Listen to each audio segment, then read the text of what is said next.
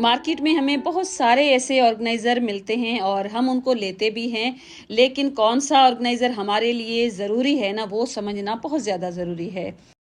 तो आज मैं आपके साथ कुछ ऐसे आइडियाज़ और ऑर्गेनाइज़र्स शेयर करने वाली हूँ, बिल्कुल ही थोड़ी-सी प्राइस में आपको मिल जाएँगे और उससे आपके काम काफ़ी सारे आसान हो सकते हैं।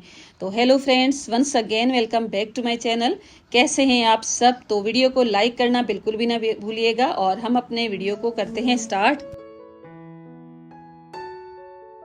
हमारे घरों में ना बहुत सारे शूज़ जमा हो जाते हैं और ये एंट्रेंस पे जो छोटा सा मैंने एक शू रैक रखा है ना, काफ़ी ज़्यादा यूज़फुल रहता है और इस तरह इससे ना आपका घर काफ़ी ज़्यादा नीट एंड क्लीन और ऑर्गेनाइज लगता है। क्योंकि इस तरह से देखें, ये शूज़ हम उतार के इधर ही छोड़ देते हैं, तो छोटा सा अगर रैक होगा ना तो आप उसके अंदर रख सकते हैं। तो इससे ना आपका काफ़ी सारा काम आसान हो जाता है। तो अब यहाँ पर एक मैंने ले ली थी इस तरह की ये स्पून रखने के लिए ट्रे, जो मैं एक लोकल शॉप से लाई थी और इसकी प्राइस मेरे ख्याल में 350 थी, इतनी ही थी।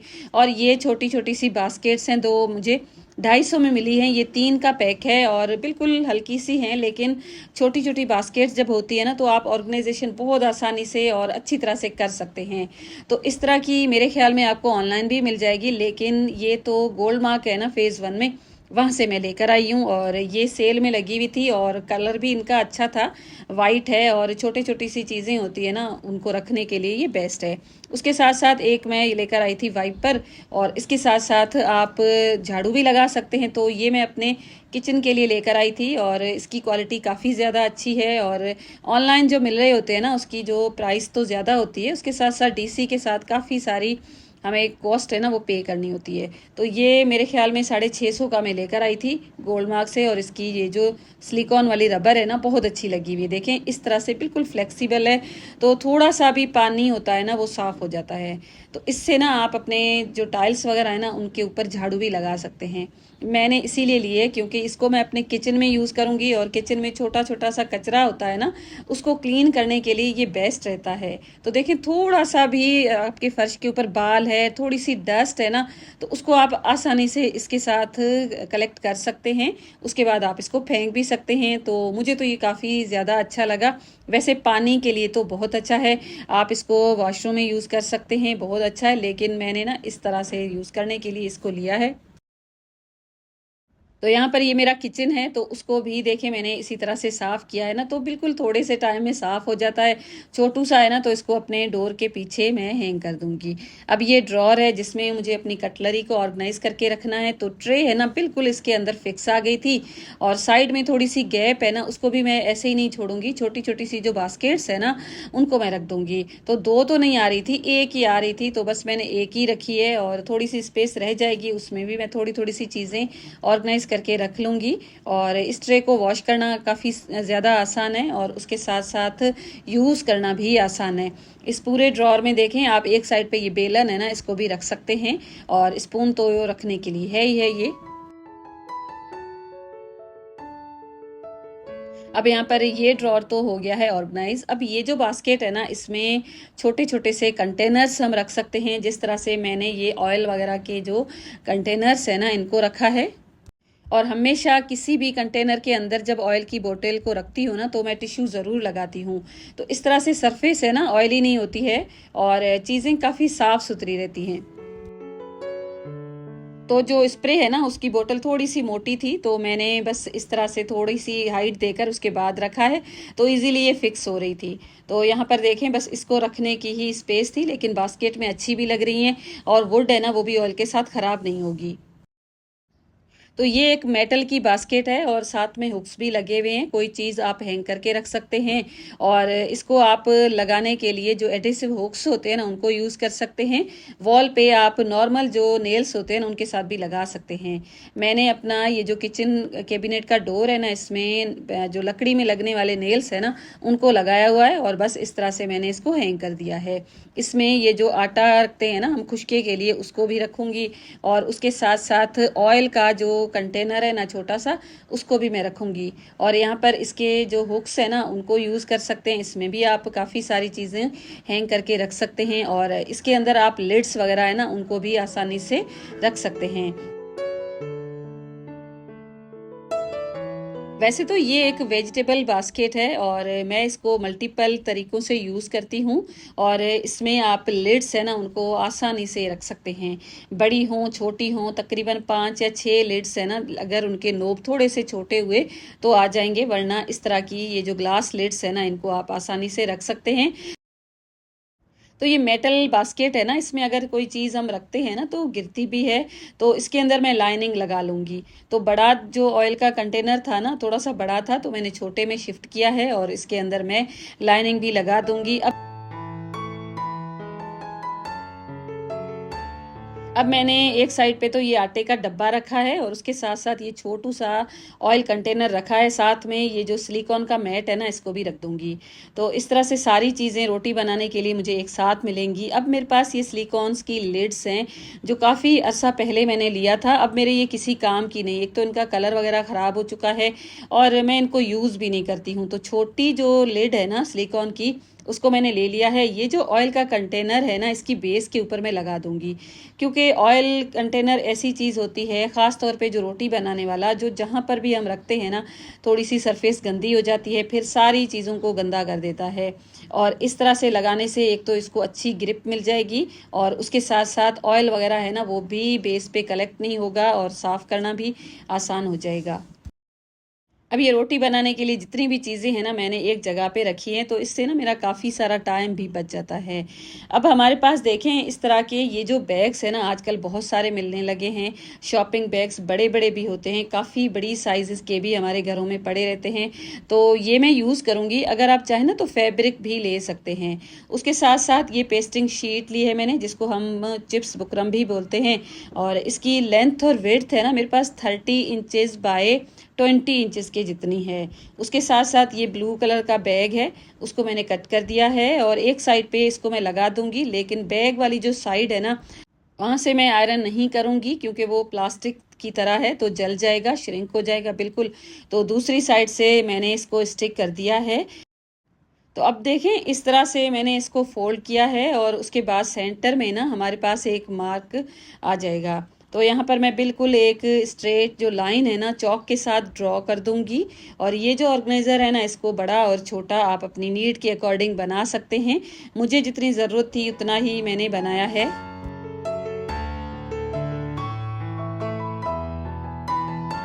अब दोबारा मैंने फ़ोल्ड किया है और जो साइड खुली है ना, वहाँ से देखें मैंने तकरीबन 1 इंच के जितनी गैप छोड़ी है और दोबारा मैं कुछ इस तरह से इसको फ़ोल्ड करूँगी, तो हमारे पास यहाँ पर भी मार्किंग आ जाएगी।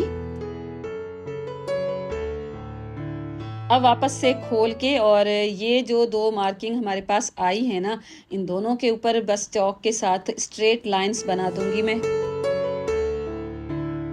अब मैंने एक लंबी सी पट्टी कट की है और इसकी विड्थ है ना तकरीबन 6 इंच के जितनी रखी है मैंने और इसकी जो लंबाई है ना अभी मैंने डिसाइड नहीं की है। अब इसकी जो साइड्स है ना वहाँ पर थोड़ी सी एक्स्ट्रा वगैरह है शीट, उसको मैं कट कर दूँगी। फैब्रिक के साथ ये ऑर्गेनाइज़र बहुत अच्छा बनेगा और इसको बनाने की रिक्वेस्ट भी मेरे पास काफ़ी बार आई है, लेकिन मुझे इतना टाइम नहीं मिला और आजकल तो वैसे हॉलीडेज़ चल रही हैं तो मैं बिल्कुल फ्री थी, तो सोचा ये काम भी किया जाए। अब ये जो पट्टी है ना लंबी सी, इसकी एक साइड पे आप पाइपिंग भी कर सकते हैं, लेकिन मैंने बस फ़ोल्ड करके एक टॉप पे स्टिच लगा दिया है। अब ये जो मेन फैब्रिक है, इसकी दूसरी साइड के लिए भी सेम मैंने नॉन वूवन ये फैब्रिक ले लिया है और इस तरह से रख के और स्ट्रेट 2 टाँके मैं लगा दूँगी। तो ये काम मैंने सिलाई मशीन के साथ ही किया है।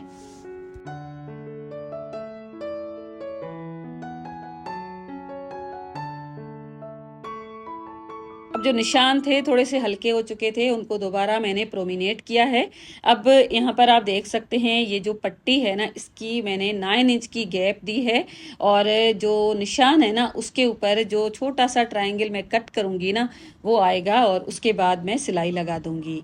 तो देखें इस तरह से ये पट्टी है ना, उसको मैंने डिवाइड किया है पार्ट्स में, अलग मैंने नहीं की है, तो 9 इंच की गैप देकर और इस तरह से ये मैंने रेडी की है।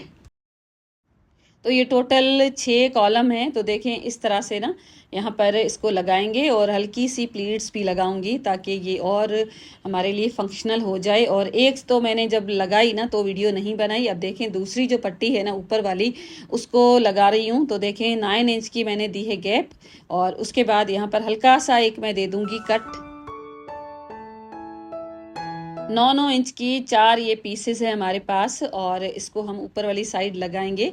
लेकिन पहली वाली जो पट्टी है ना उससे तकरीबन 1 इंच के जितनी मैंने यहाँ पर गैप रखी है और यहाँ पर भी मैं एक लाइन ड्रॉ कर दूंगी ताकि मेरा काम आसान हो जाए। अब ये जो 3 लाइंस है ना जो हमने सबसे पहले ड्रॉ की हैं उसको थोड़ा सा मैंने अगेन प्रोमिनेट किया है ताकि आपको अच्छी तरह से नज़र आ जाए। अब ये छोटा सा जो कट है ना इनके ऊपर रखेंगे और यहाँ पर हम स्ट्रेट एक सिलाई लगा देंगे।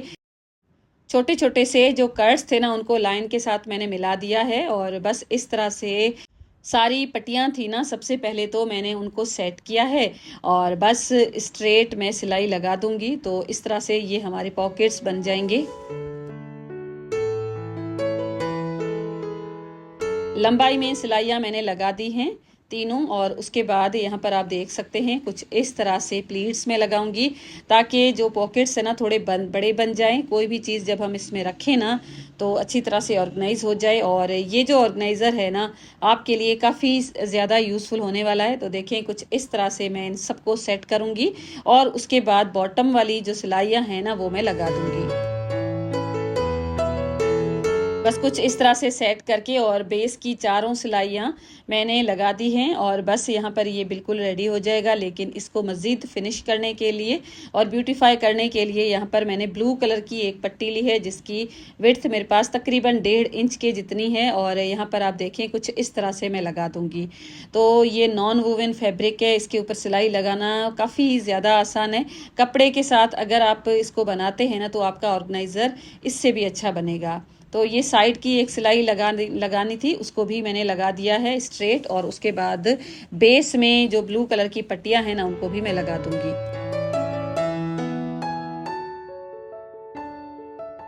पॉकेट्स को आप फोल्ड करके उसके बाद भी लगा सकते हैं लेकिन मुझे इस तरह से अच्छी लग रही थी और इससे ना हमारा ऑर्गेनाइज़र काफ़ी ज़्यादा मजबूत भी हो जाएगा। तो देखें बस ये पट्टी है इसके ऊपर थोड़ा सा बस इसको फोल्ड करके और स्ट्रेट सिलाई लगा देनी है और चारों सिलाइयाँ मैंने लगा दी थी। तो बस यहाँ पर तो ये बहुत अच्छी तरह से ये सेट हो जाएंगी और लुक वाइज भी काफ़ी अच्छी लग रही थी और इसको बनाना भी बहुत ज़्यादा आसान है, मुश्किल बिल्कुल भी नहीं है। अब जो साइड्स वगैरह है ना उनमें एक्स्ट्रा जो भी ये फैब्रिक था उन सबको मैंने कट किया है और इसकी जो ऊपर की साइड है ना वहाँ पर तकरीबन 4 इंच के जितनी ये वाइट कलर की मैंने पट्टी ली है और ऊपर मैं इसको लगाऊंगी ताकि इसका लुक अच्छा आए। अब ये जो पट्टी है ना इसको आप जिस तरह से लगा सकते हैं, मैंने इसको कुछ इस तरह से लगाया है, इसकी बैक साइड से लगा के और इसको फ्रंट में लाकर एक टॉप पे स्टिच में लगा दूंगी। अब रहती हैं इनकी तीनों साइड्स। तो यहाँ पर आप चाहें ना तो पाइपिंग भी कर सकते हैं। मैंने तो बस इसी कपड़े को कुछ इस तरह से फोल्ड किया है। तो ब्लू था इसका बेस तो अच्छा लग रहा था। तो बस सबसे पहले तो एक साइड देख सकते हैं बिल्कुल सेट हो गई। अब दूसरी साइड है ना उसको भी सेम मेथड के साथ मैं सिलाई लगा दूंगी। एक्स्ट्रा जो भी ये फैब्रिक वगैरह है उसको कट कर लीजिए ताकि आपका काम है ना आसान भी हो जाए और नीटनेस के साथ भी हो जाए। तो बस इस तरह से इसकी कटिंग करने के बाद इसको भी मैंने सिलाई लगा के पूरा किया है। बस यहाँ पर ये पूरा रेडी हो चुका है और इसको हैंग करने के लिए मैं लूप्स बनाऊंगी और इसमें मैं 4 लूप्स लगाऊंगी। वैसे 2 भी लगा सकते हैं लेकिन 4 लगाने से ये मज़ीद स्टेबल हो जाएगा क्योंकि हम इसके अंदर शूज़ रखने वाले हैं, तभी मैंने इसको बनाया है। और एक ऑर्गेनाइज़र में आप काफ़ी सारे पेयर्स ऑर्गेनाइज करके रख सकते हैं। ये जो लूप्स है ना इसी कपड़े के साथ मैंने बनाए हैं। 4-4 इंचेस के मैंने 4 पीसेस फोल्ड करके बना लिए थे। अब देखें कुछ इस तरह से मैं बिल्कुल सिलाई है ना उसको पक्का लगा के इसको लगा दूंगी। अब ये जो ऑर्गेनाइज़र है ना, इसको आप अपनी वॉल के ऊपर भी हैंग कर सकते हैं। तो अगर आप चाहें ना तो कोई लकड़ी लेकर उसके बाद भी आप इसको हैंग कर सकते हैं, लेकिन मैंने ना एस हुक्स बनाए हैं जो हमारी चूड़ी होती है ना उसके साथ। वैसे आपको एस हुक्स मार्केट में भी बहुत आसानी के से मिल जाते हैं, लेकिन मैंने तो इस तरह से बना लिए हैं क्योंकि 4 एस हुक्स मेरे पास थे नहीं। तो मैंने अपनी ये जो पुरानी चूड़ी थी ना उसको कट करके कुछ इस तरह से बना के, और इस तरह के आइडियाज़ बहुत बार मैं आपके साथ शेयर कर चुकी हूँ। तो डोर के ऊपर इन हुक्स को लगा के इस ऑर्गेनाइज़र को कुछ इस तरह से मैंने कर दिया है हैंग। अब ये डोर की अंदर की साइड है और ये मेरा स्टोर रूम है। वैसे तो इस स्टोर रूम में मेरे पास एक बड़ा सा शू ऑर्गेनाइज़र है, लेकिन हम सब जानते हैं कि हमारे पास बहुत सारे शूज़ हो जाते हैं। तो ये मैंने अपने शूज़ को ऑर्गेनाइज़ करके रखने के लिए बनाया है, और इसकी जो लेंथ विड्थ पूरी मेजरमेंट्स है ना बिल्कुल परफेक्ट हैं। अगर आप बनाना चाहते हैं ना इसको बना सकते हैं। हमारे पास बहुत सारे ऐसे शूज़ होते हैं, जितने हम ऑर्गेनाइज़र ले लें, जितने हमारे पास रैक्स हों कम ही पड़ते हैं। मुझे तो ये ऑर्गेनाइज़र बहुत अच्छा लगा है। इस तरह से हम अपने सब शूज़ को ऑर्गेनाइज करके रख सकते हैं, बड़े छोटे हील वाले सारे इसमें आप ऑर्गेनाइज करके रख सकते हैं।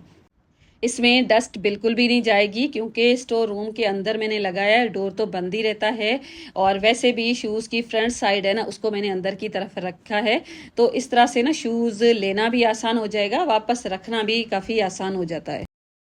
तो कैसा लगा आज का मेरा वीडियो? आई होप आज का वीडियो आपको पसंद आया होगा। पसंद आया है तो वीडियो को लाइक कीजिएगा, चैनल को सब्सक्राइब कीजिएगा, कमेंट करके ये ज़रूर बताइएगा कि आज का वीडियो आपको यूज़फुल लगा या नहीं लगा, और आपने मेरा वीडियो कहाँ से देखा।